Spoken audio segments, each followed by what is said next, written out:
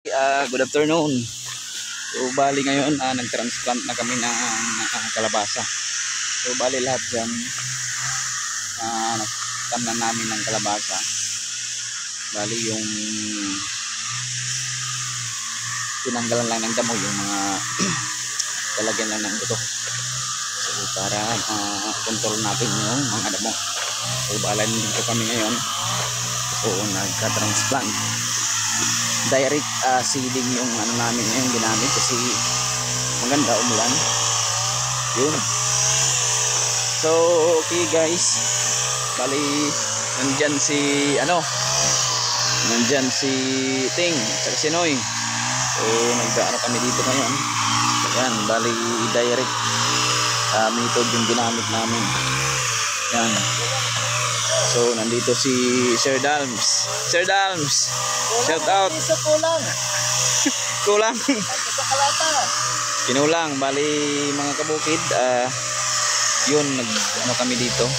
Ilagay. Bali isang lata pa lang yung nano namin dito. Doon pa sa bukid. Yun pa. Nag-grass cutter pa sa buning. So nandito may mga import kami, si Ate Chari at saka si Moy.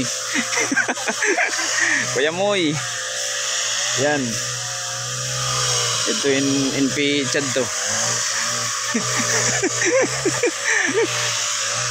So yun. Oh yan ba? Jake. I-continue sa kyan ng linya. Yan ng linya.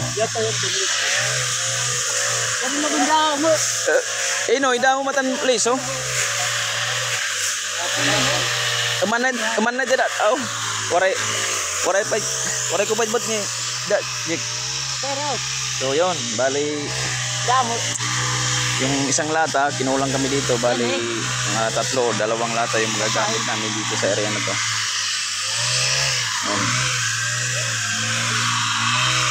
So, napaka ganda kasi umulan.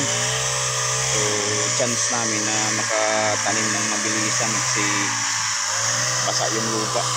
Yan naman si Sir Dalms at si Ate Chari. So nagkikwentuhan.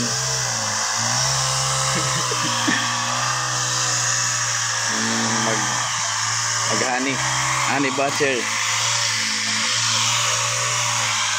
So yun, bali yan po yung natin area. So medyo malawak-lawak na. Yun doon sa doon yung malayo na yon na part na may mga talong-talong na yon. Pero iba hindi pa masyadong bali dyan yung sili namin, yung matagal na yan.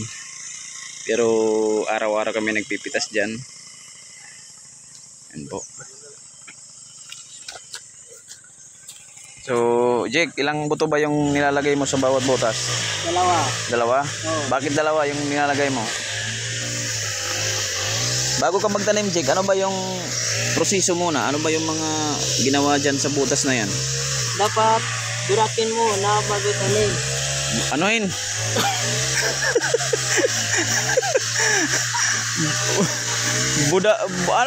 Budakin?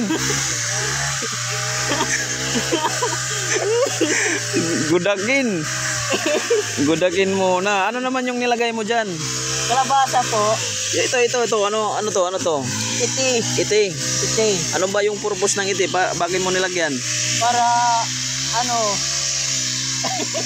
Para Yan yung hindi yan nagpapakita kasi maraming babae yan. Hindi pinakikita yung mukha niya kasi 3 yung babae dyan.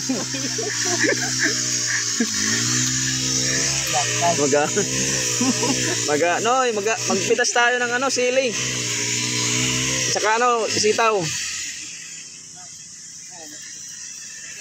Yan yung natin ngayon kasi ngayon mga kabukid, bali yung area na to, bali madamo lang. So instead damo lang, tinamnan namin para maging productive yung area dito. At saka ma-minimize na yung damo.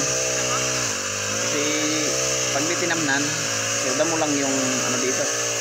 Walang kita. So kaya tinamnan namin yung kalabasa para may kita naman ng konti. So dito naman, bali continuation. Bukas dito sa mga sukal pa, damo pa. So bali papunta kami sa bukid. 5 latang kalabasa siguro maubos namin dyan sa taas na yan. Andun. So yung purpose namin para dahan-dahan na ano namin yung damo, control. Ito lang dito. Ano na. Para next travel, mataman namin ng ibang tanim.